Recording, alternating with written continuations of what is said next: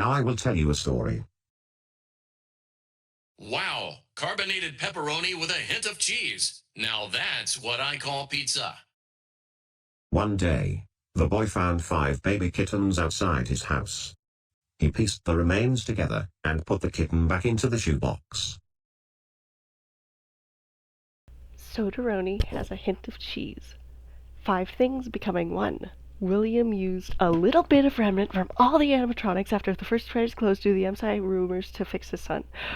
Or he just used Golden Freddy's remnant. I'll get into that.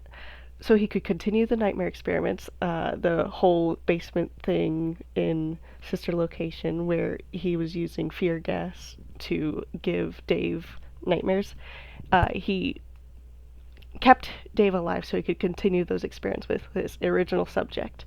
Found out about remnants after Elizabeth died and her baby's eyes changed green. The fun times were created with child capturing abilities, specifically, so that he could replace his son in case, he didn't make any breakthrough. But then, the baby Elizabeth thing happened. So now he knows about Remnant. Dave has Remnant in him. He's not in a coma anymore. And that's right. He never died from the bite of 83. He never died. You want to know how I know that? The bite of 87! Why would there be 2 separate bite incidents where one specifies that the human body can survive without the frontal lobe?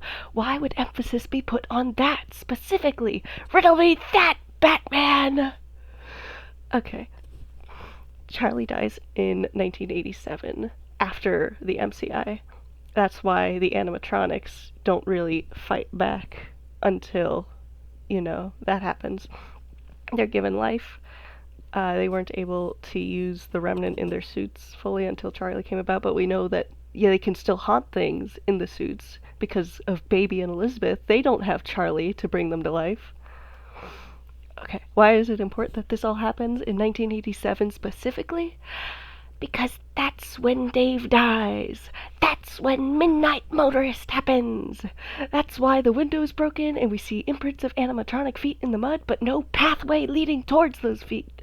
What other animatronic is able to manifest at will? Golden Freddy.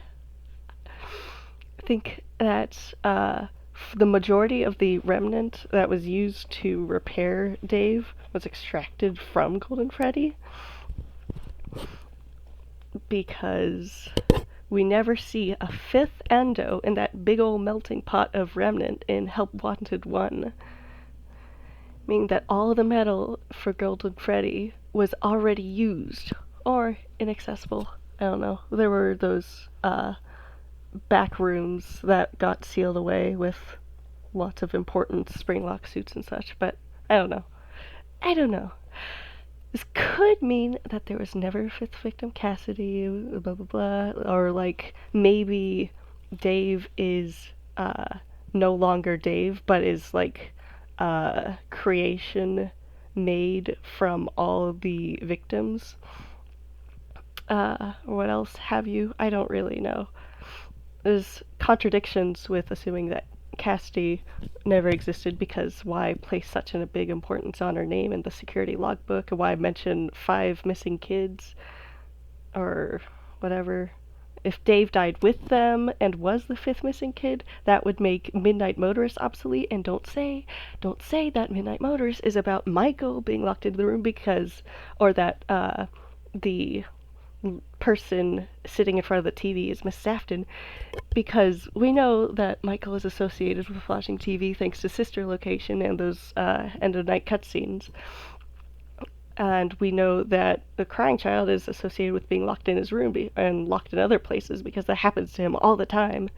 And we never see any significant mention of Mrs. Afton anywhere else, so I don't think that Mr. Scott Cawthon is going to have a change of heart and suddenly include her.